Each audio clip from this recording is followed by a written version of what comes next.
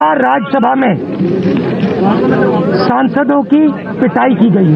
बाहर से लोगों को बुलाकर नीली वर्दी में डालकर सांसदों को धक्का मुक्की मारपीट की गई। और आप ये सवाल पूछ रहे हो कि स्पीकर को दुख हो रहा है। संसद का हंगामा, सड़क पर लाया विपक्ष। राहुल बोले, राज्यसभा में पहली बार सांसदों को पीटा गया। शिवसेना ने कहा, लगा कि हम पाकिस्तान बॉर्डर पर हैं। राज्यसभा में बुधवार को हुए हंगामा के अगले दिन गुरुवार को 15 विपक्षी दलों ने संसद से विजय चौक तक पैदल मार्च निकाला। इनमें से कांग्रेस नेता राहुल गांधी भी शामिल हुए।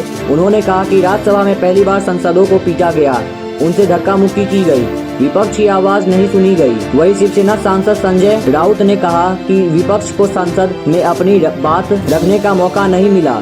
महिला सांसदों के साथ जो बर्ताव हुआ वह लोकतंत्र के खिलाफ है। ऐसा लगा कि हम पाकिस्तान सीमा पर खड़े हैं। पूरे मानसून सत्र के दौरान राज्यसभा में पेगासस और कृषि कानूनी के मुद्दे पर हंगामा होता रहा है। अब संसद के बाद सड़क पर उतरकर विपक्ष ने सरकार पर लोकतंत्र की मर्यादा भंग करने का आरोप लगाया है।